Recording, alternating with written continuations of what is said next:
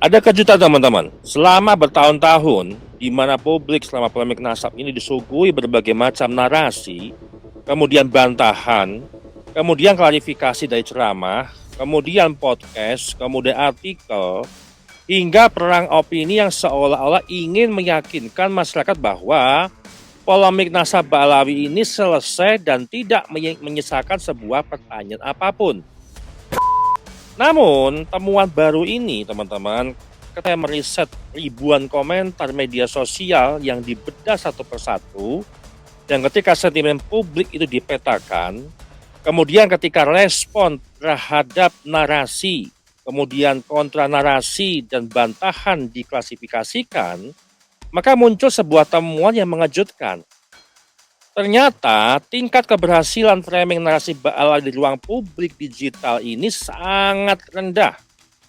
Dalam analisis dataset yang saya kumpulkan dari berbagai macam platform media sosial, hanya sekitar 12% percakapan yang menunjukkan penerimaan atau pembelaan aktif terhadap narasi yang dibangun oleh pihak Ba'alawi.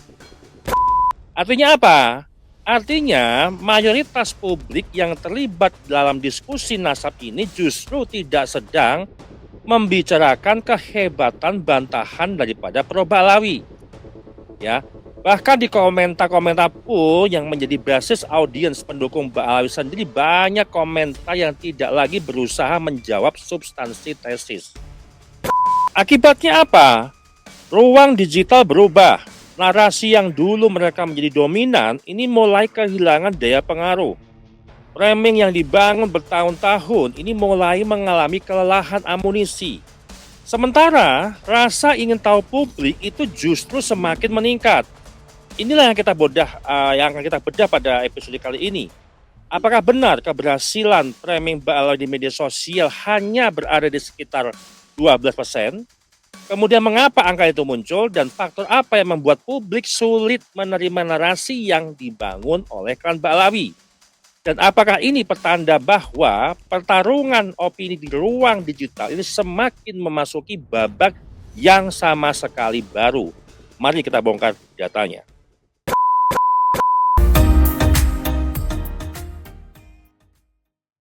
Sahabat Charlie dimanapun berada, selamat datang di Papazera Insight.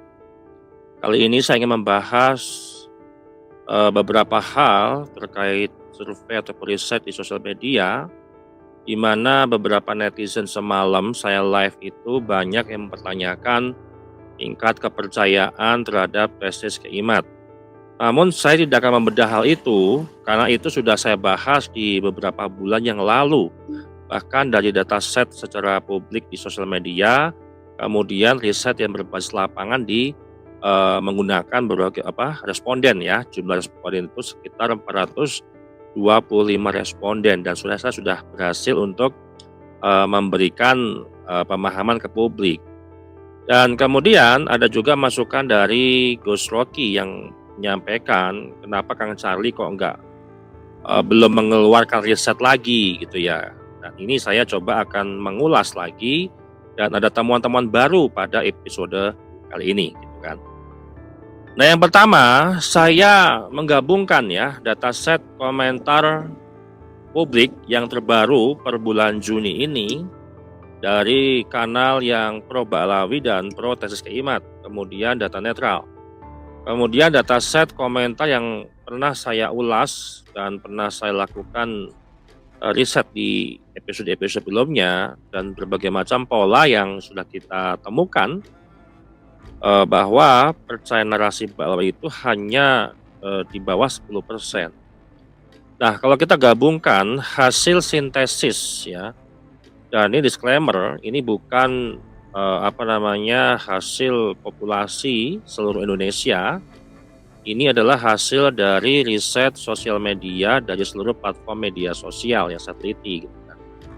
Nah, dengan demikian dalam konteks sosial media yang saya teliti, kalau kita lihat terjadi kecenderungan resistensi publik terhadap framing yang dilakukan oleh pihak Ba'alawi.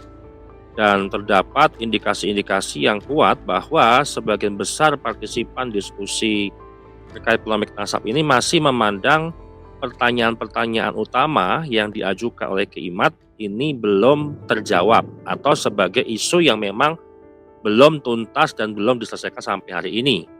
Nah, jadi kalau laporan ataupun riset yang saya bangun hari ini, saya lebih cenderung melihat persepsi publik di media sosial, bukan persentase populasi jumlah penduduk Indonesia. Kemudian opini partisipan yang mengikuti diskusi nasab secara online, netizen yang terlibat dalam polemik nasab, dan audiens yang aktif di media sosial yang memantau perkembangan lebih mendalam terkait tesis Keimat. Nah, yang pertama yang mau saya bahas teman-teman, hasil yang saya lakukan, efektivitas framing Ba'alawi di sosial media. Kalau kita lihat sampel analisis, itu berbagai macam komentar di YouTube, kemudian komentar di Facebook. Karena dua platform ini yang saling beririsan. Kemudian di platform Facebook ini yang banyak sekali framing-framing ataupun editan-editan yang tidak sesuai dengan fakta dan nyata dan data gitu kan. Kemudian komentar yang ada di kanal Pro Ba'alawi dan komentar yang ada di kanalnya Pro Tesis Keimat. Dan saya menggabungkan juga data riset yang sudah saya presentasikan di episode sebelumnya. Nah, temuan yang pertama teman-teman, yang ini penting. Framing Ba'alawi ini sekarang tidak menjadi narasi yang dominan. Ini ada apa gitu kan? Kalau kita lihat, mayoritas percakapan publik itu tidak berputar pada kemuliaan habaib lagi. Kemudian pengakuan ulama, kemudian husnuzon, kemudian sanad-sanad tradisional gitu kan. Bahkan sebaliknya, ini lebih sering membahas bukti paternal, kemudian DNA, Y haplogroup, kemudian mata rantai nasab dan ketiadaan jawaban terhadap pertanyaan inti yang diajukan oleh Keimat. Dan di sini narasi yang diterima ini hanya 12% teman-teman. Dan narasi yang ditolak dari pihak Ba'alawi itu sangat tinggi, itu 72% gitu kan. Dan sisanya itulah netral. Ya, jadi 16% itu yang tidak menjawab ataupun mendukung salah satu pihak. Kemudian temuan yang kedua. Ini yang menjadi andalan ataupun poin utama narasi mereka gitu ya. Kepercayaan terhadap narasi Keimat Al-Kaburi. Ini framing utama mereka yang muncul itu adalah upaya untuk melabeli Keimat itu dengan julukan Imat Al-Kaburi. Tujuannya apa? Ini tujuannya sangat strategis sebenarnya. Menurunkan kredibilitas. Ya. Kemudian mengasosiasikan dengan identitas non-Arab. Kemudian ini sebagai isu untuk menggeser pembahasan dari substansi tesis. Jadi label personal ini selalu muncul di setiap narasi, baik lisan, tulisan, ataupun berbentuk media yang lainnya. Pasti ada muncul di baris kedua, ketiga, di awal narasi mereka kalau kita lihat di artikel. Kemudian itu muncul lagi di paling bawah. Itu kalau kita melihat artikel. Kalau melihat narasi ataupun penyampaian secara lisan, itu juga muncul di awal dan di akhir. Ini konsisten yang bisa kita amati. Namun dalam dataset yang ada, framing ini tampak berhasil mengubah fokus diskusi. Kita akui teman-teman, framing Keimat Al-Kaburi ini telah berhasil mereka lakukan untuk mengubah fokus diskusi. Tapi publik tetap kembali bertanya, ya mana jawaban tesis, mana bukti paternalnya, mana bantahan terhadap DNA gitu kan. Nah, efektivitas framing Al-Kaburi ini yang percaya terhadap framing Keimat Al-Kaburi itu hanya 10%. Yang tidak terpengaruh framing itu sama sekali itu sangat tinggi, itu 75%. Kemudian yang netral itu hanya 15%.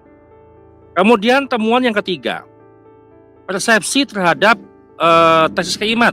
Ini penting. Dataset tidak menunjukkan mayoritas publik itu berkata, saya percaya Keimat 100%. Tidak secara eksplisit publik menyampaikan, oh saya percaya dengan tesis Keimat 100%. Tidak. Yang muncul itu justru pertanyaan inti Kiai Imad ini belum dijawab sama sekali. Karena ini indikator yang lebih tepat disebut sebagai persepsi bahwa tesis Kiai Imad ini belum terjawab. Nah, di sini persentasenya yang menilai bahwa tesis belum terjawab itu sangat tinggi, teman-teman, 72%. Kemudian yang menilai bahwa sudah terjawab itu sangat rendah, hanya 10%. Dan yang tidak tahu itu sekitar 17%. Gitu kan? Nah, kemudian temuan yang keempat, ya, keberhasilan narasi balasan oleh Ba'alawi. Ketika saya mengklasifikasikan berbagai macam variabel, publik itu justru jarang mengutip kitab nasab, jarang mengutip Narkoba Internasional, jarang mengutip otoritas ulama, jarang mengutip juga bantahan teknis terhadap argumen DNA. Sebaliknya, yang dominan itu adalah serangan personal, delegitimasinya kepada Kiai Imad, ajakan untuk berhusnuzon, jangan menghina Habib. Yang menghina Habib itu sesat, katakanlah seperti itu. Nah, akibatnya apa? Naratif conversion rate-nya itu juga rendah, teman-teman. Persentase publik yang berubah nih, misalkan ada sebutan, oh kamu sesat kalau nggak dukung Habib, oh kamu sesat kalau nggak mengakui Habib cucu Nabi, gitu kan. Ataupun dari yang tadinya nggak tahu, ragu, kemudian menjadi menerima, itu sangat rendah, teman-teman. Bahkan berhasil hanya yang terkonversi ke narasi Ba'alawi hanya 10%. Jadi ajakan-ajakan mereka ataupun tuduhan-tuduhan mereka sesat dan segala macam, kemudian yang nggak menerima Habib sebagai cucu Nabi itu bukan Islam dan sebagainya, atau narasi sejenisnya, itu hanya 10%. Kemudian yang tidak terpengaruh apapun itu justru skeptis, sangat tinggi, 75%. Ya. Kemudian yang netral itu 15%. Dan kemudian ini temuan yang kelima. Bagaimana dominasi narasi di ruang komentar? Peringkat isu yang paling sering muncul di dalam komentar-komentar baik teratas, terbaru, atau terbawah itu adalah bukti paternal Nabi Muhammad. Itu sering dibahas tuh komentar-komentarnya. Kemudian DNA dan haplogroup. Kemudian mata rantai nasab yang dipersoalkan. Kemudian pertanyaan yang dianggap ini belum terjawab, ya. Kemudian kritik terhadap kitab nasab. Bukan berfokus mengikuti arusnya mereka, yang mereka membawa arus itu adalah kemuliaan habaib, kemudian husnuzon, ataupun karomah, atau pengakuan-pengakuan ulama, itu nggak terpengaruh. Jadi mereka itu masa bodoh teing gitu loh. Kalau mereka mau ngomong ini sudah diakui ulama, ini sudah ada ijma, ini sudah ada bukti-bukti dari ulama-ulama dunia dan seterusnya, itu nggak akan bergeser ke situ. Jadi tidak terpengaruh apapun. Nah, ini menunjukkan apa? Agenda diskusi publik itu sudah bergeser dari otoritas kepada pembuktian. Ya.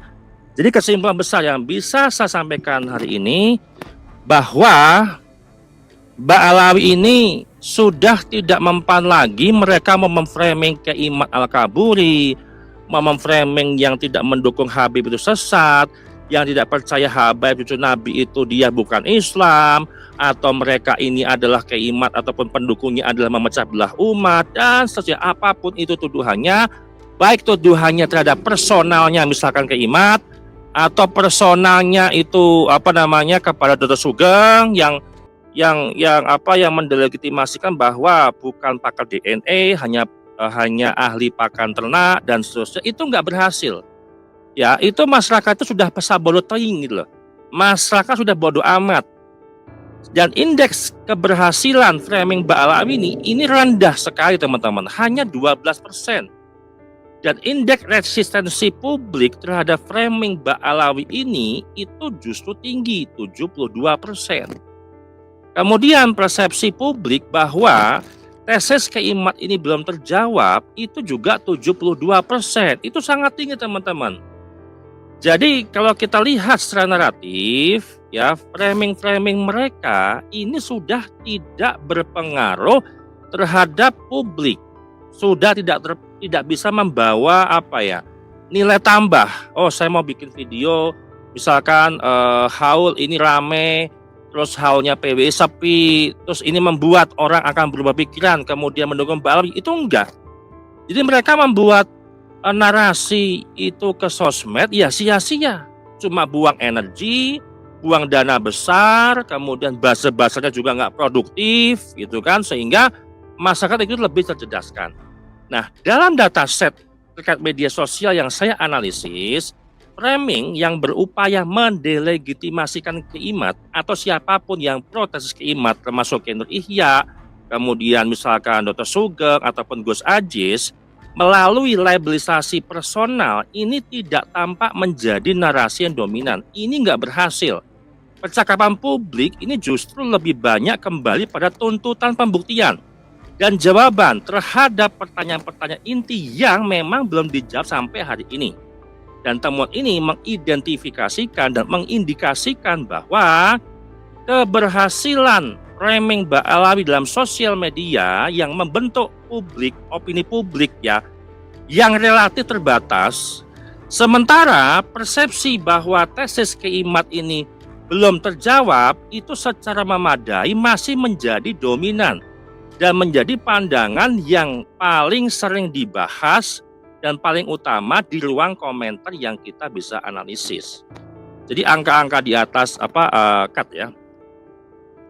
Nah, sehingga teman-teman kesimpulannya narasi mereka berupaya untuk mendelegitimasikan personal, kemudian memframing ini sudah nggak mempan lah ya. Jadi sayang juga dana besar yang sudah dikeluarkan, kemudian waktu, tenaga hanya untuk mengetik jari di keypad di laptop, komputer ataupun handphone untuk memframing gitu ya. Itu nampaknya udah nggak semakin udah tidak kondusif lagi dan sudah tidak bisa diandalkan lagi, sehingga mereka harus mencari jalan cara untuk meyakinkan publik kalau mereka ini keturunan Nabi, tapi nampaknya sulit sekali.